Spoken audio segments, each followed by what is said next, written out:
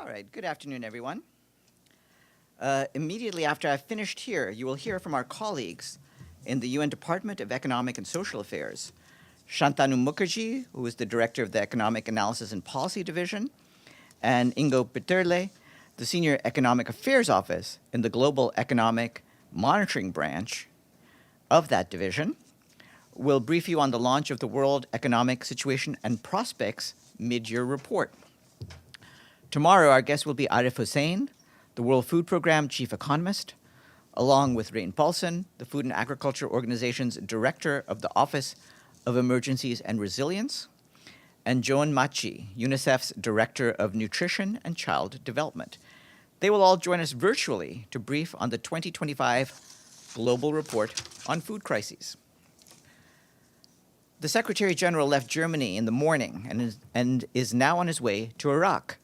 Earlier today in Berlin, he met with Frank-Walter Steinmeier, the federal president of the Federal Republic of Germany. They discussed topics that included the situation in the Middle East and the partnership between the UN and Germany. Yesterday, you saw that he met the German Chancellor, Friedrich Merz, and he told reporters later that they had discussed, among other topics, the situations in Gaza and Ukraine. While in Iraq, Mr. Guterres will attend the Arab League Summit. He will address the summit on Saturday. He is also scheduled to hold a number of meetings with leaders and officials attending the summit, including leaders of the host country. He's also going to meet with our UN team in Iraq. We will keep you updated on all his meetings. I issued the following statement just a little while ago, and I'll read it into the record. The Secretary-General takes note of the truce reached in Tripoli yesterday and calls on all parties to take urgent steps to sustain and build upon it through dialogue. The rapid nature of the escalation, which drew armed groups from outside the city and subjected heavily populated neighborhoods to heavy artillery fire, was alarming. The Secretary-General is deeply saddened to hear of the deaths of at least 8 civilians in the recent clashes. The Secretary-General reminds all parties of their obligation to protect civilians and calls on them to engage in serious dialogue in good faith to address the root causes of the conflict. The United Nations stands ready to provide its good offices to facilitate agreement on a path towards lasting peace and stability in Libya. Assistant Secretary-General Khaled Kiari told the Committee on the Exercise of the Inalienable Rights of the Palestinian People that since the atrocious terror attacks by Hamas on the 7th of October 2023 and continued holding of hostages, over 1.9 million Palestinians have been forcibly displaced, many repeatedly, some 10 times or more. As the Secretary-General had warned, Gaza has now become a humanitarian hellscape. Mr. Kiari said that forced displacement must be rejected unequivocally. Unrestricted humanitarian access must be ensured, and the blockade on Gaza must be lifted to allow the flow of life-saving aid in order to prevent the deepening of an already grave humanitarian crisis. Meanwhile, the Office for the Coordination of Humanitarian Affairs reports that intensified hostilities continue, resulting in further death, displacement, and destruction of civilian infrastructure. In addition to ongoing bombardment, another 3 displacement orders were issued by the Israeli military yesterday and today, covering 7% of the total area of the Strip. Yesterday's order for 6 neighborhoods in North Gaza Governorate overlaps with parts of the zones covered under Tuesday's displacement orders. According to preliminary estimates, this newly impacted area is home to approximately 100,000 people. The displacement order has affected 30 sites for internally displaced people, 6 temporary learning spaces serving approximately 700 students, and several water and sanitation facilities and assets. Our humanitarian partners report that several hundred families fled parts of the designated areas yesterday, but dozens of them returned today due to lack of space and shelter. Another displacement order yesterday was issued for parts of Rimal area of Gaza City. Today's displacement order affects thousands of residents in 10 neighborhoods in Deir el-Bala and Khan Yunis. Initial assessment indicates that the affected area includes 8 wells, 5 reservoirs, 7 humanitarian warehouses, 3 health clinics, and other critical facilities. As of yesterday, about 71% of the Gaza Strip was under displacement orders or in Israeli militarized zones, where the Israeli authorities require humanitarian teams to coordinate their movements. As you know, these displacement orders come as populations across Gaza are at risk of famine, and 1 in every 5 people faces starvation. Yesterday, Israeli forces hit another UNRWA school, this time in Nuseirat area of Deir el-Bala. It served as shelter for internally displaced people, and thankfully, no one was reported injured. The UN and our humanitarian partners on the ground are committed to stay and deliver, despite the mounting challenges. Yesterday, the World Health Organization evacuated 284 patients and their companions from the European Gaza hospital in Khan Yunis to Europe and the United Arab Emirates, despite the very challenging conditions. As you know, Israeli forces hit the hospital premises twice, one day prior to the scheduled evacuation. Israel's full blanket ban on the entry of cargo, including aid and other life-saving supplies, continues to drive hunger and deprivation across the Strip. OCHA reiterates that the UN and its partners has 9,000 truckloads of vital supplies ready to move into Gaza. More than half of these contain food assistance. Thousands more trucks worth of assistance are in the pipeline to follow. OCHA reiterates that as long as the full blockade is not immediately lifted, the already limited assistance our partners are able to provide to the most vulnerable groups in Gaza will shrink even further. We have a solid and principled operational plan to deliver humanitarian aid and life-saving services at scale, bless you, and immediately across the Gaza Strip. Time is of essence to prevent further death. Turning to the West Bank, OCHA reports that the continued violence is resulting in further killing, displacement, and destruction of property. In Tulkarm and Nur Shams refugee camps in the northern West Bank, demolition of houses and displacement have continued since the issuance of 2 Israeli military orders in early May to demolish more than 100 structures in these 2 locations. In Jenin in recent days, some 200 families are estimated to have gradually returned to the outskirts of Jenin refugee camp, which remains depopulated.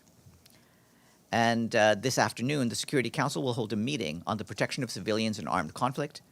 Khaled Kiari, the Assistant Secretary-General for the Middle East, Asia, and the Pacific, is expected to brief Council members. Regarding the Democratic Republic of the Congo, we welcome the successful transfer of over 1,300 disarmed Congolese armed forces and national police personnel, along with their dependents, from MONUSCO premises in Goma to Kinshasa. This marks the conclusion of this operation, which, as we had mentioned, began on the 30th of April. Over the course of 16 days, the International Committee of the Red Cross, with MONUSCO's logistical support, facilitated 8 rotations from Goma via Beni to Kinshasa. You will recall that following the M23's takeover of Goma at the end of January, the peacekeeping mission provided shelter and protection to Congolese armed forces and national police personnel who had taken refuge in its bases and were disarmed in accordance with UN regulations. We commend the efforts of all those involved and express our appreciation to the ICRC for facilitating this operation.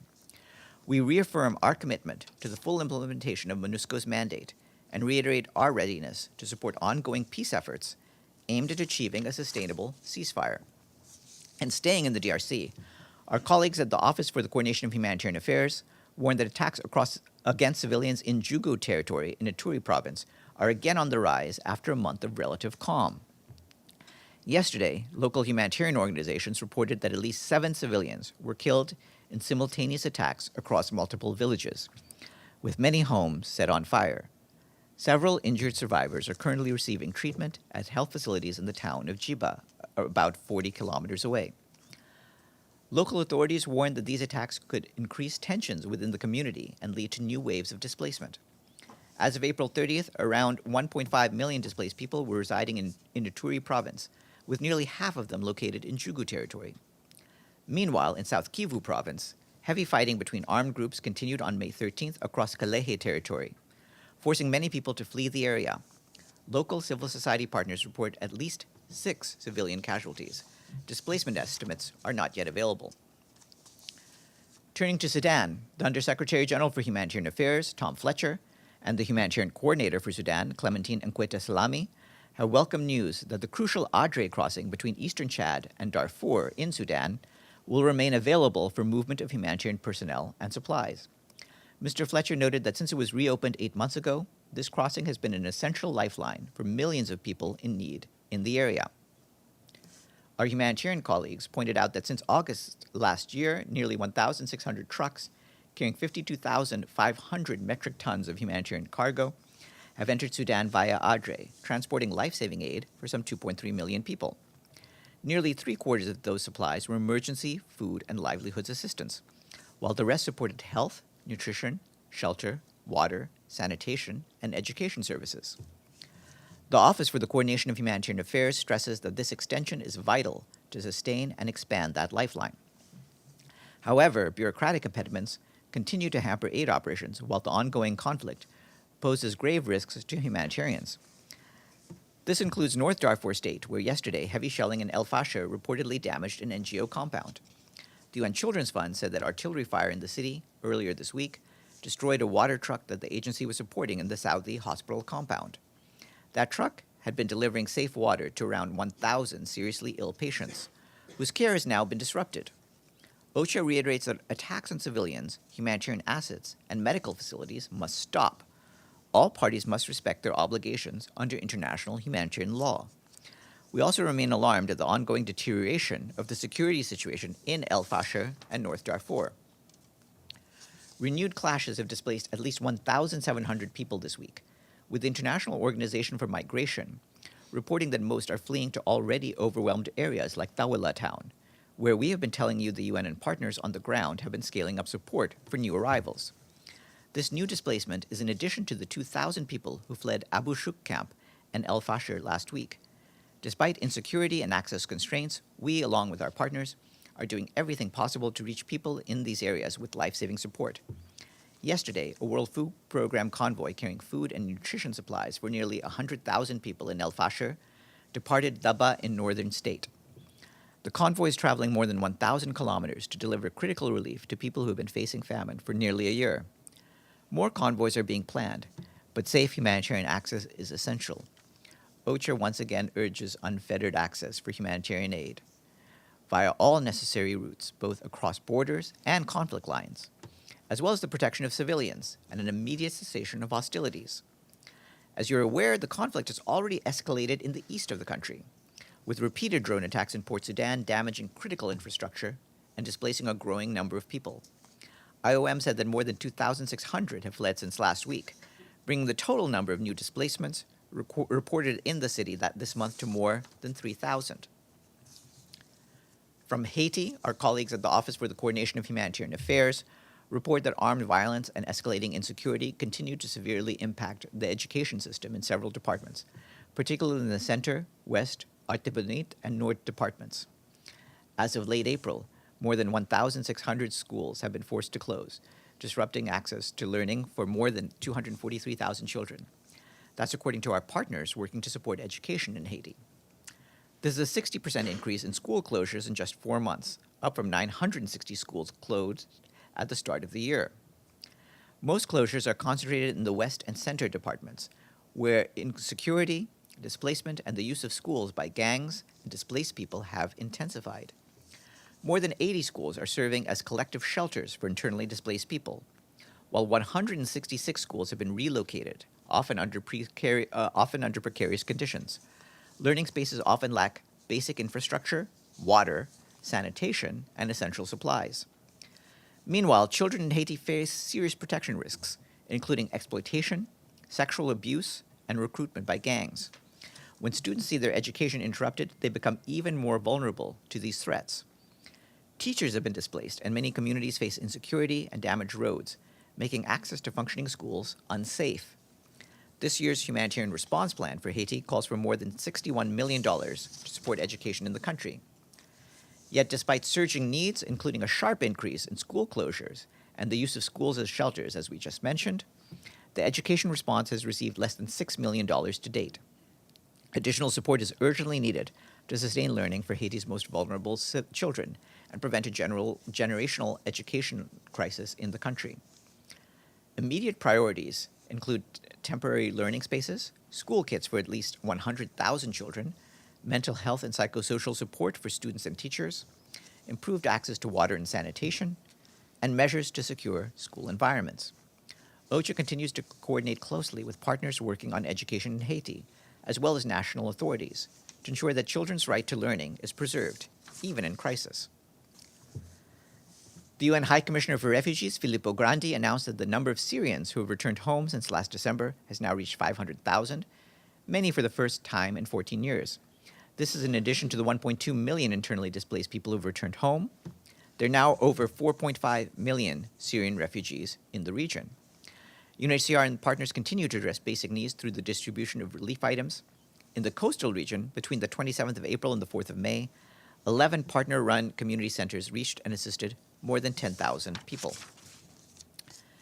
Today is the International Day of Families, as the world prepares for the second World Summit for Social Development in November 2025. The day this year will spotlight the pivotal role of family-oriented policies in advancing sustainable development. And last, we would like to thank our friends in Bamako for their full payment to the regular budget. Mali's payment brings the number of fully paid up member states to 105. That's it for me.